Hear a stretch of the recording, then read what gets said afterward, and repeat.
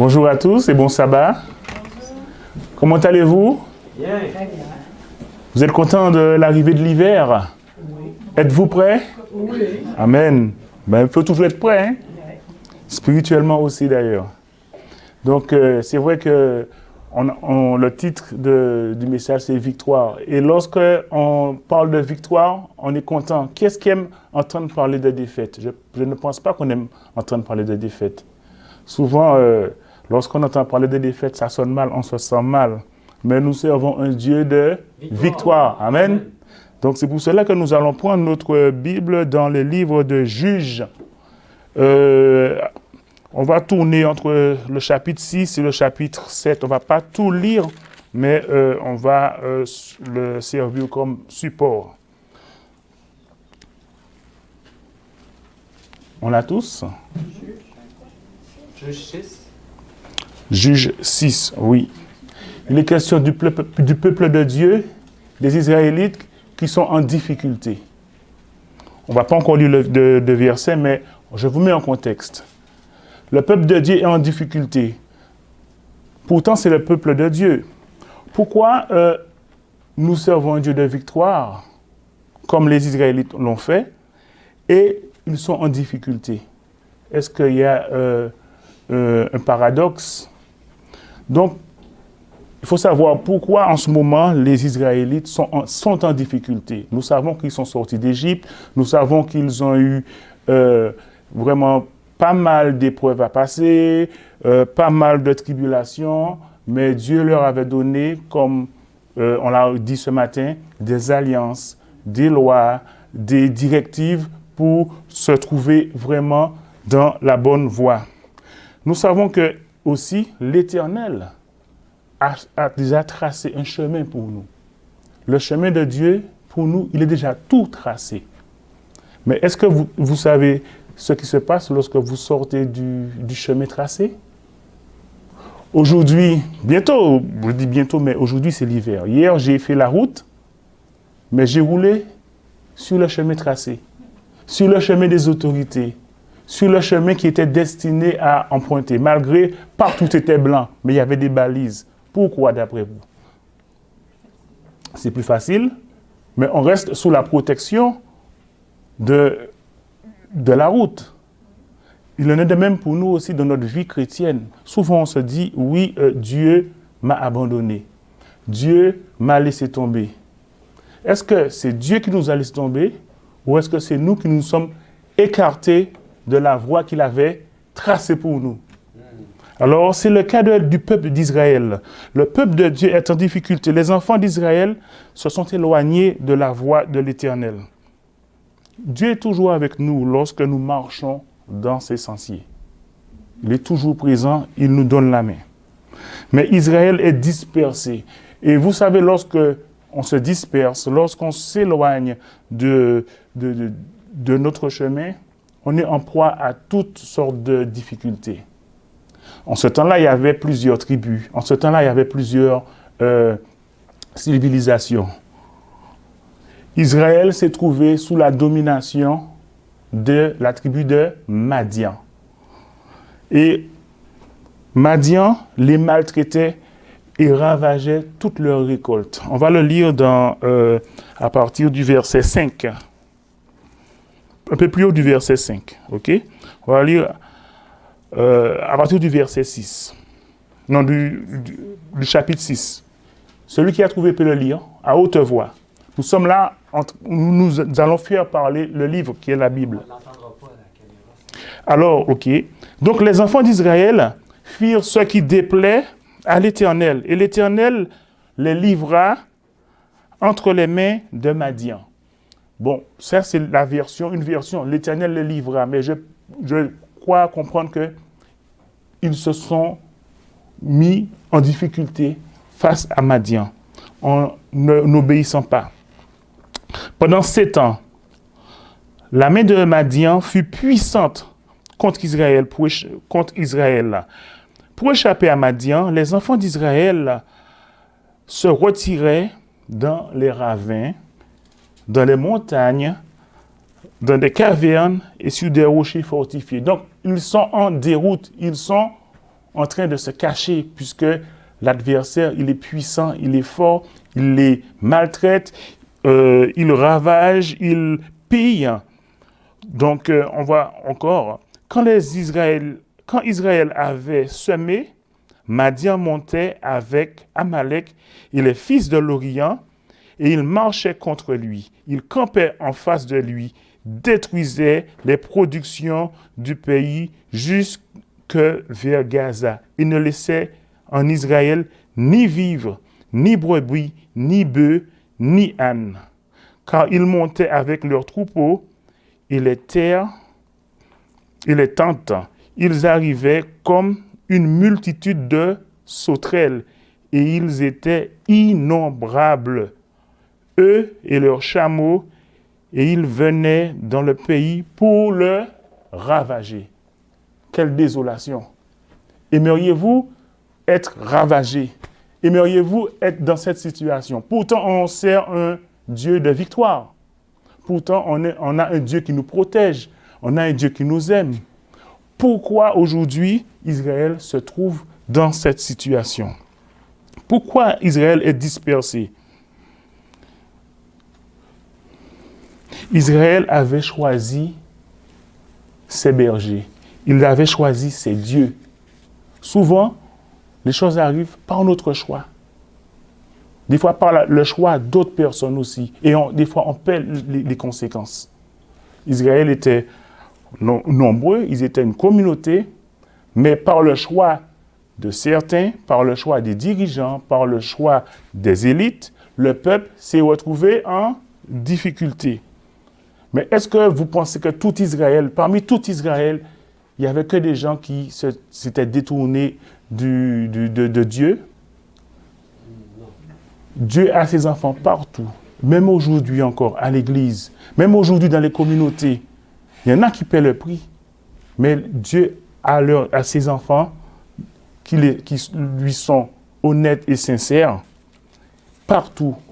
Donc, pour leur sortir de là, Dieu s'est révélé. Il a trouvé un cœur sincère et honnête. Il s'est révélé à Gédéon. Gédéon, c'était un jeune. Il s'est tourné vraiment vers... Dieu s'est tourné vers Gédéon. On va voir pourquoi Israël s'est retrouvé en difficulté. Parce que Israël s'est tourné vers le culte des idoles. Ils avaient oublié qu'ils avaient un Dieu. Ils étaient sortis en Égypte, ils sont sortis avec des coutumes, ils sont sortis avec des habitudes égyptiennes. Entre-temps, ils se cherchaient et ils ont aussi adopté des cultes qui ne venaient pas de Dieu. Imaginez-vous, vous arrivez dans un nouveau pays et peut-être, vous oubliez d'où vous venez. Vous oubliez ce que vous avez appris. Vous oubliez les bonnes manières. Vous oubliez que vous avez un Dieu. Vous oubliez que vous avez une famille. Vous oubliez que vous avez fait alliance avec Dieu. Alors Israël s'était tourné vers le culte des idoles. Ils avaient oublié qu'ils servaient. L'Éternel n'était pas leur berger, car Baal avait pris la place. Aujourd'hui, qu'est-ce qui prend la place dans votre vie? Qu'est-ce qui prend la place dans notre vie? Est-ce notre mari? Est-ce notre fortune? Est-ce la culture? Est-ce le temps? Est-ce les loisirs? Est-ce Facebook, WhatsApp, etc.? Qu'est-ce qui nous empêche d'avancer? Qu'est-ce qui nous met en difficulté? Qu'est-ce qui nous fait perdre du temps? Qu'est-ce qui nous empêche à répondre à nos voisins? Qu'est-ce qui nous empêche à porter assistance aux plus démunis? Même au sein d'une communauté apparemment chrétienne, Dieu a ses enfants sincères qui veulent le suivre et faire sa volonté. Même s'ils sont en petit nombre. Aujourd'hui, il y a beaucoup de communautés. Aujourd'hui, beaucoup professent des lèvres le nom du Seigneur. Il y en a beaucoup, ils sont nombreux. Mais en réalité, combien font la volonté de Dieu?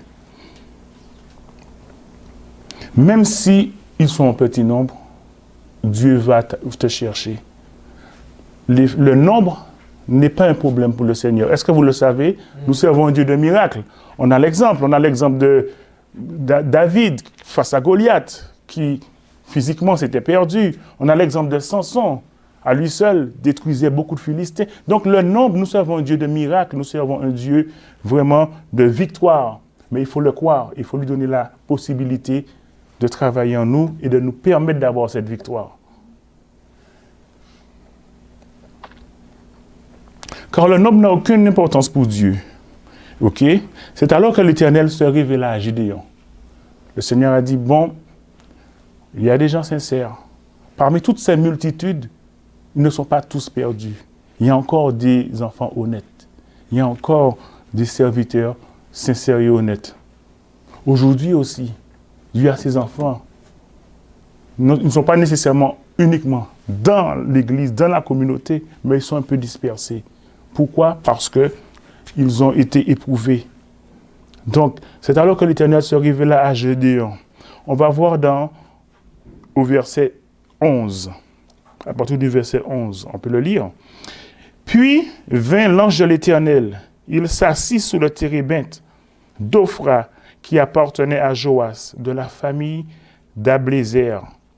Gédéon, son fils, battait du froment au pressoir pour le mettre à l'abri de Madian.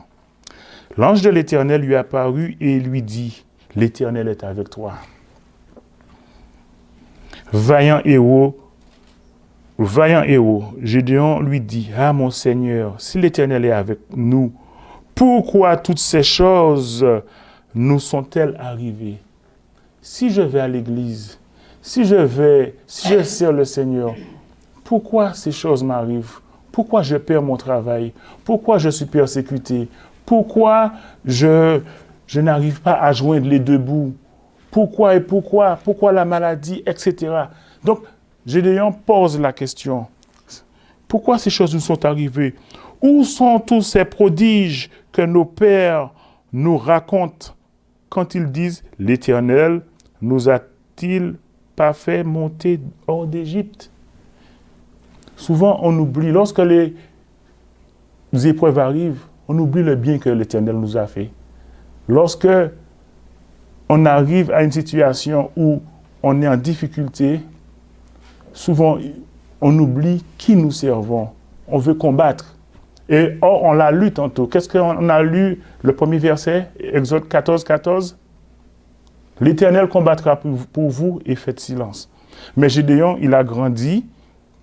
Il a eu comme héritage, pas les paroles, mais le témoignage de ses pères qui sont sortis d'Égypte. Imaginez-vous, vos enfants sont à la maison, ils grandissent et vous entendez qu'on sert un Dieu puissant, on sert un Dieu qui nous délivre, on sert un Dieu de la prospérité. Mais alors que dans la maison, alors qu'ils souffrent. C'est ça, c'est le questionnement de Gédéon aujourd'hui. Gédéon n'est pas dans un doute, mais Gédéon est en train de se poser des questions. On se pose tous des questions lorsque les difficultés arrivent. Pourquoi? On prie, on chante, on fait tout. Pourquoi c'est lui? Donc, on poursuit. Alors, l'Éternel se tourna vers lui et dit, « Va avec cette force que tu as et délivre Israël de la main de Madian. N'est-ce pas moi qui t'envoie? » Gédéon lui dit, « Ah, mon Seigneur, avec quoi délivrerai-je Israël? Voici ma famille est la plus pauvre en Manassé. Je suis le plus petit dans la maison de mon père. » L'Éternel lui dit, « Mais je serai avec toi et tu battras Madian comme un seul homme. » Imaginez-vous, comme un seul homme.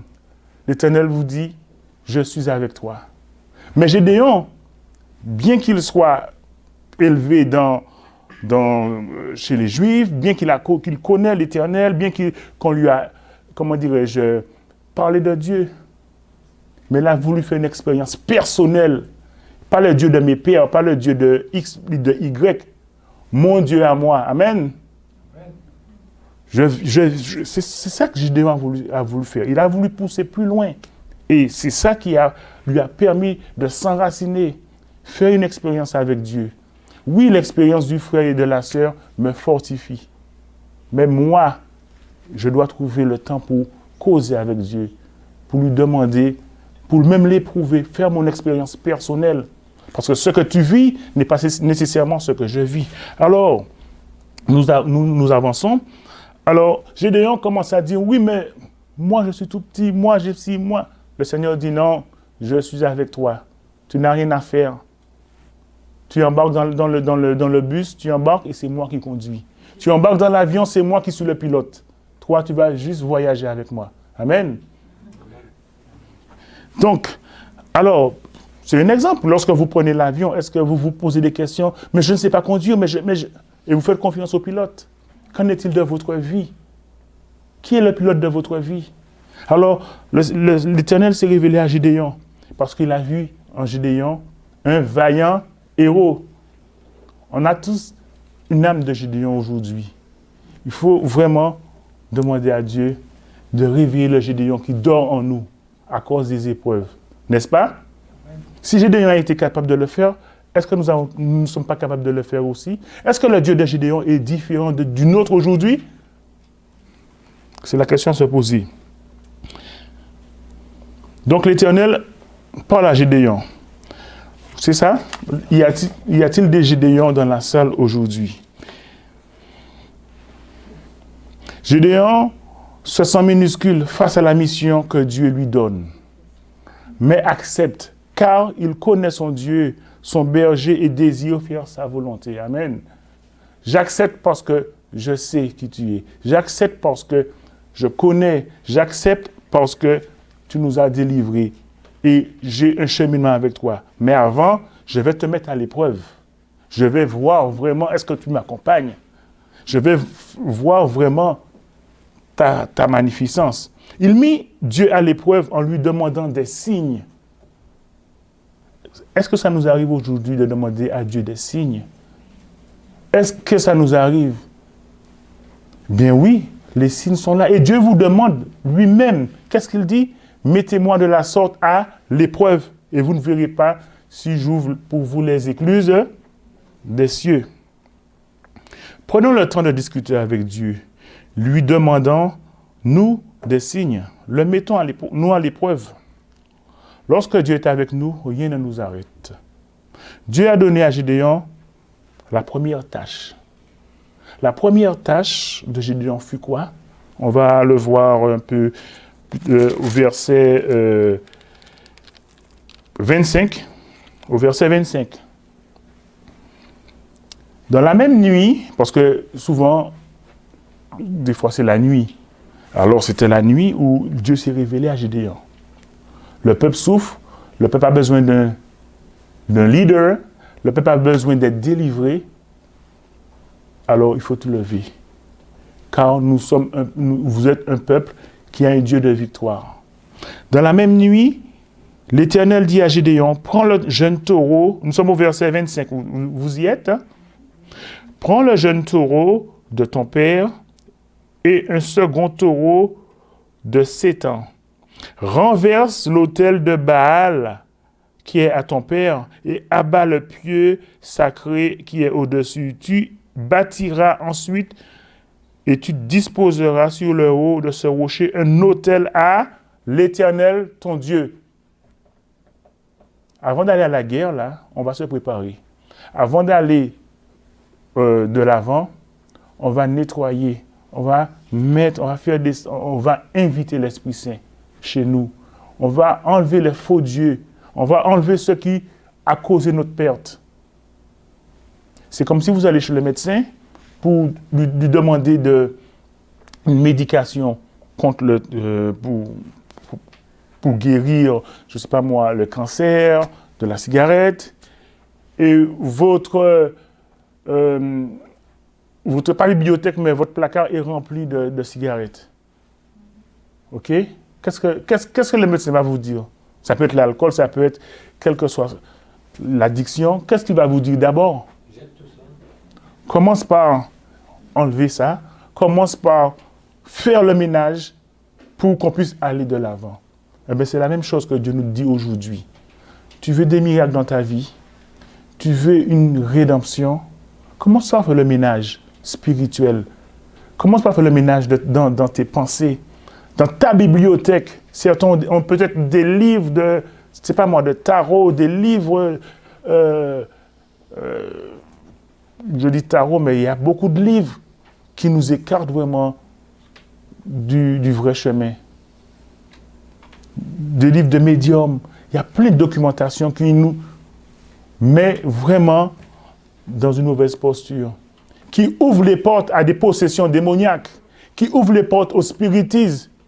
Eh bien, Baal, c'était la même chose aussi. On adorait un Dieu qui est inerte. On adorait, je ne sais pas moi, une créature. Débarrasse-toi de tout ça et invite le Seigneur, ton Dieu, que tu as peut-être oublié avec le temps. Ah, mais c'est ce que Gédéon a fait. Il l'a fait dans la nuit. On poursuit. Donc, il dit au verset 26, « Tu prendras le second taureau et tu offriras un holocauste avec le bois de l'idole que tu as abattu. » Gédéon prit 10 hommes parmi ses serviteurs et fit ce que l'Éternel avait dit. Mais comme il craignait la maison de son père et les gens de la ville, il l'exécuta de nuit. Ça me rappelle quelque chose. Moi, je disais que moi, lorsque j'aime déménager, j'aime toujours déménager la nuit. Parce que les voisins, les voisines ne voient pas, mais quand tu arrives, le lendemain, tout le monde sait que tu emménages, tu es présent. Bon, c'est ma façon de faire. En tout cas, Gédéon, il craignait vraiment le regard des autres. Et peut-être, il craignait d'être attaqué, puisqu'il s'attaquait à un Dieu. Le Dieu peut-être de la majorité. On verra par la suite. Alors, il a fait la nuit. Il a fait le ménage la nuit. Donc, au verset 28, lorsque les gens de la ville se furent levés de bon matin, voici l'autel de Baal était renversé. Le pieu sacré placé dessus était abattu. Donc, les gens ont vu tout le vacarme, les gens ont vu tout ce qui s'est passé. Je vous invite à lire aussi ce texte, mais les gens ont vu que Baal, le Dieu, n'y était plus. Alors, qu'est-ce qu'ils ont fait? Ils ont voulu mettre à mort Gédéon. Mais le père de Gédéon, qui est Joas, qu'est-ce qu'il dit au verset 31? « Si Baal est un Dieu, qu'il plaide lui-même sa cause, puisqu'on a renversé son autel. En ce jour, l'on donnera à Gédéon le nom de Jérubbaal. » Donc, Gédéon a été surnommé Jérubbaal, qui signifie que Baal plaide contre lui puisqu'il a renversé son autel. Donc, vraiment, Gédéon a fait le ménage, car il y a un combat à mener.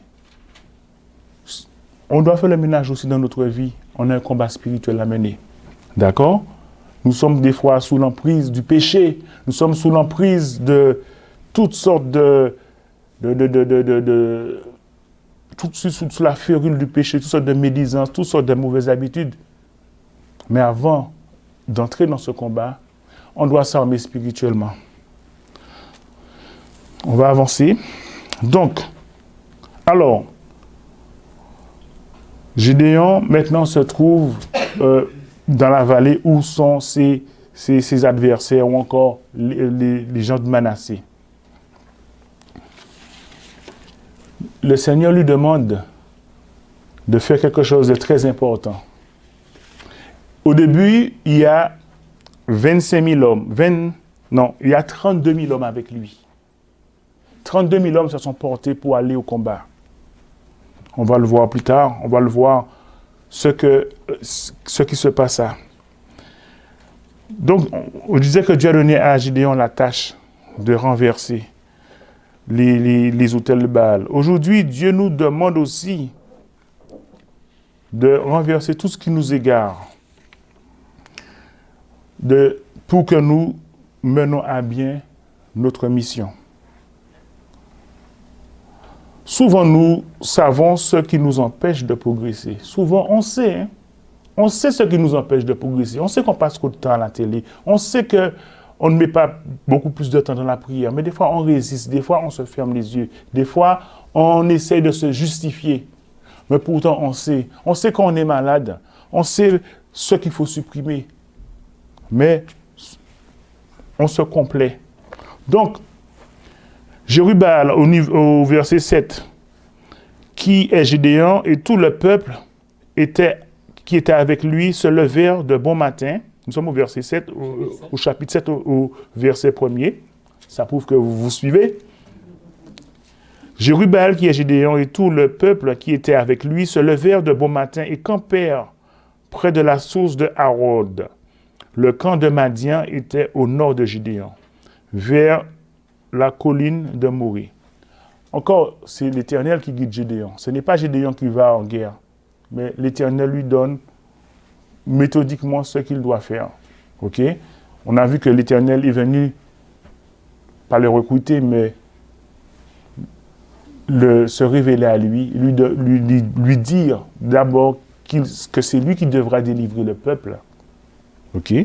Donc, la seconde chose, l'Éternel lui a dit de renverser et de lui bâtir un autel pour être adoré, pour être glorifié. Et là, le Seigneur encore lui donne des indications concernant qui combattra. Alors, nous sommes rendus à cette étape. Qui combattra? L'Éternel dit à Gédéon, le peuple que tu as avec toi est trop nombreux. Nous savons que Madian, on a dit qu'ils étaient innombrables. Ils étaient comme des sauterelles. Moi, avez-vous déjà vu à la télé une invasion de sauterelles dans les champs en Afrique? Vous n'avez pas encore vu? On voit des nuages, comme des nuages de sauterelles. OK? Innombrables. Eh bien, Madian était comme ça. On ne pouvait même pas les compter. Donc, alors que Dieu dit à Gédéon, le peuple que tu as avec toi, il est trop nombreux. Déjà, ils sont si peu face à une grande armée de Madianites. Et l'Éternel lui dit que le peuple est si peu. Alors, peu nombreux. L'Éternel dit à Gédéon, le peuple que tu as avec toi est trop nombreux pour que je livre Madian entre tes mains. Il pourrait en tirer gloire contre moi. Voilà. L'Éternel a voulu faire éclater sa gloire.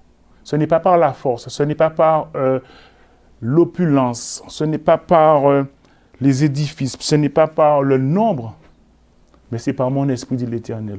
Aujourd'hui, on dit, il y a tant d'adventistes dans le monde, il y a tant de chrétiens dans le monde, on a des hôpitaux, on a qu'est-ce qu'on a encore? Des universités, on a tout, on est opulent, on est obèse, entre guillemets. Mais est-ce que parmi tout ce nombre, il y a un minimum qui sert l'Éternel? Est-ce que tout ce nombre est relatif à la foi de ceux qui sont vraiment enfants de Dieu? On a plein de choses aujourd'hui. Et souvent, on se donne gloire. On oublie que c'est Dieu qui donne, Dieu qui bénit. Alors, le Seigneur a dit, pour que le peuple ne tombe pas dans cette euphorie pour dire que c'est moi, ils sont trop nombreux. OK? Donc, il pourrait il disait, il pourrait en tirer gloire contre moi et dire, c'est ma main qui m'a délivré. Publie donc ceci aux oreilles du peuple, que celui qui est craintif, écoutez bien, que celui qui est craintif et qui a peur s'en retourne et s'éloigne de la montagne de Galaad. D'autres termes, celui qui n'est pas prêt, celui qui est mené par sa peur, celui qui laisse sa peur le dominer pour me suivre, pour combattre, qui rentre chez lui. Il n'est pas encore prêt. Je vais à l'église, mais à la moindre escarmouche, à la moindre petite chose qui m'arrive, à la moindre critique, à la moindre raillerie, je ne retourne pas. Ah oui, au moindre qu'on dira-t-on, on n'y va plus. Mais le Seigneur n'a pas besoin de ça. C'est ce qu'il dit aussi dans sa parole. Que celui qui est craintif, quoi? Retourne, rentre chez toi. C'est dur, hein? C'est la réalité. Est-ce qu'on sert Dieu de tout notre cœur? Ou bien est-ce qu'on sert Dieu juste pour le regard des autres? Ou bien par crainte, etc. Rentrez chez vous. OK? Après, 22 000 hommes parmi le peuple s'en retournèrent et il en resta combien? 10 000. 22 000. Donc, ils étaient combien? Ils étaient 32 000. 32 000. Et plus de la moitié sont retournés. Aujourd'hui, on a plein d'églises. Aujourd'hui, on a plein de monde. On montre les statistiques. Mais combien qui feront comme ces gens? Donc, il reste combien? Si 22 000, il reste combien? 10 000. L'Éternel dit à Gédéon au verset 4, « Le peuple est encore trop nombreux. » Le peuple est encore trop nombreux. 22 000 sont partis, 10 000 sont partis. Waouh! Faites donc les descentes vers l'eau. Là, l'Éternel, il fait son triage. L'Éternel, on va continuer plus bas là. L'heure est un peu avancée. Je pense qu'il me reste combien de minutes? On continue. Donc l'Éternel dit à Gédéon, le peuple est encore trop nombreux. Fais-les descendre vers l'eau. Et là, je ferai le triage. Je ferai le triage. Pas toi, Gédéon. Parce que c'est moi qui suis au contrôle. C'est moi qui suis au contrôle de mon église. C'est moi qui vraiment gère l'église. C'est moi qui gère ma communauté. C'est moi qui sais qui me sert. Amen. Je ferai le triage. Le peuple est encore trop nombreux. Je vais faire le triage. Souvent, on n'a pas l'habitude, mais on a souvent tendance à vouloir dire qui est bon, qui n'est pas bon, faire le triage de nous-mêmes. Mais le Seigneur dit à Gédéon, pour ce combat spirituel, pour cette avancée, je vais trier moi-même. Ça, c'est quelque chose. Alors, l'Éternel dit à Gédéon, le peuple est encore trop nombreux, fais-les descendre vers l'eau, et là, je t'en ferai le triage.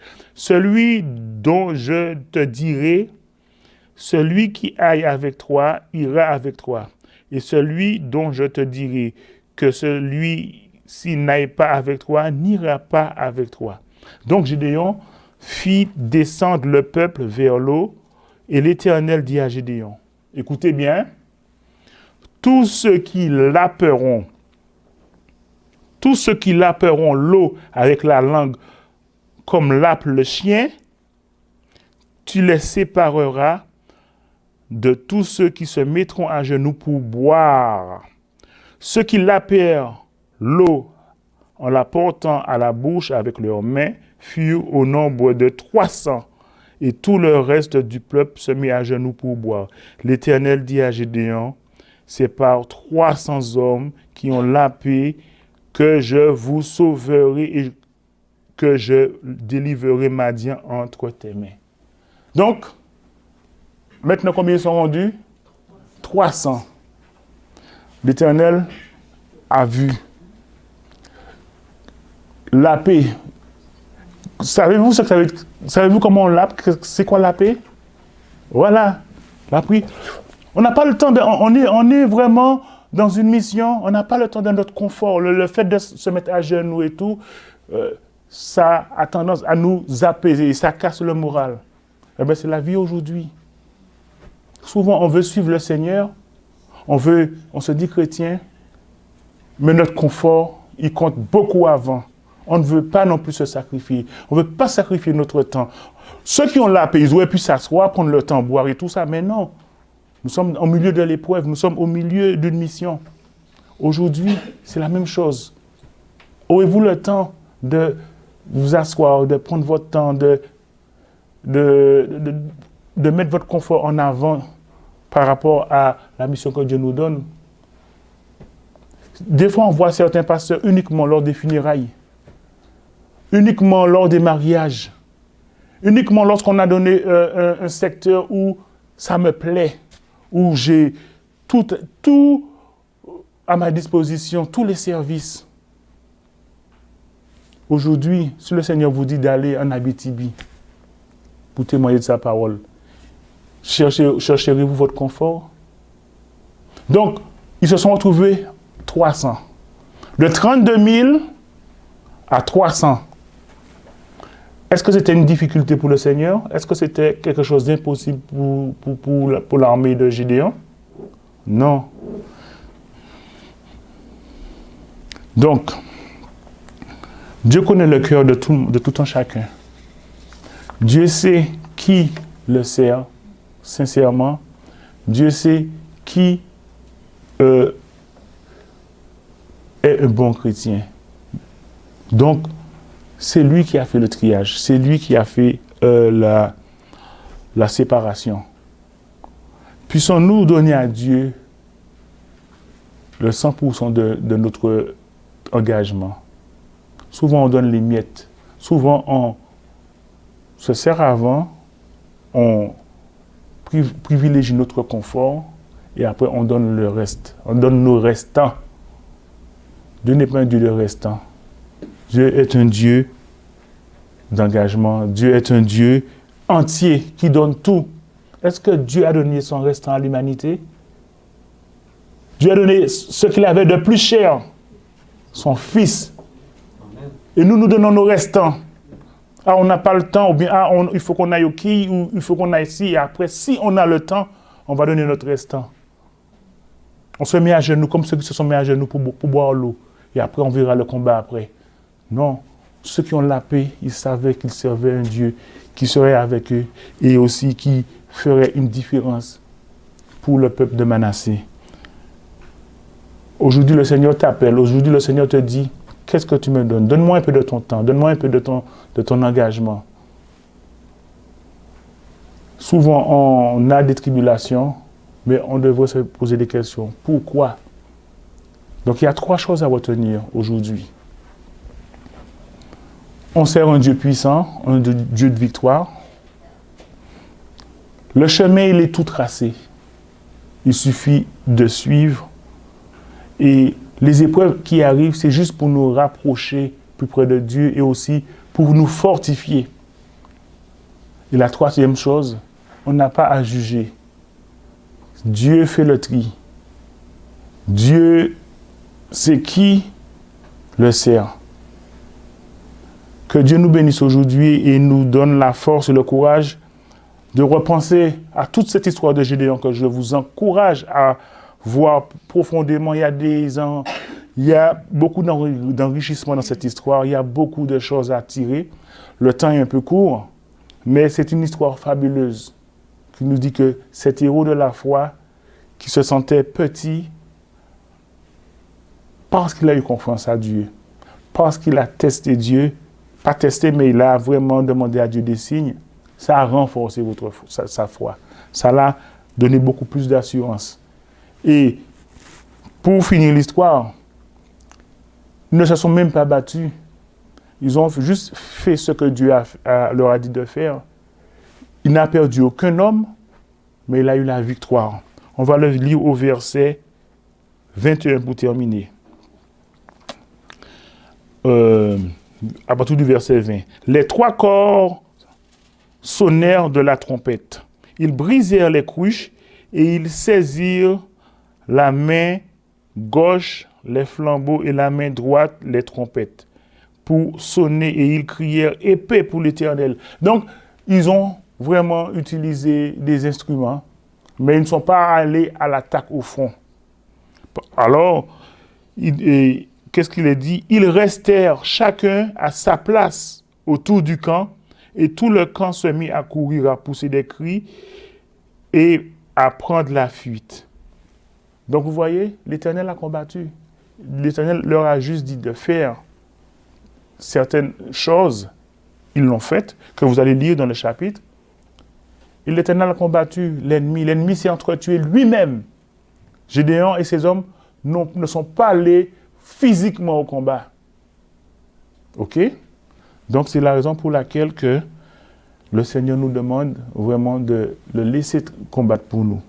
Que Dieu vous bénisse et que Dieu nous donne la force de reconnaître que nous avons un Dieu puissant et qu'il nous guidera si seulement nous restons dans ses sentiers, dans sa voie. Que Dieu vous bénisse. Amen.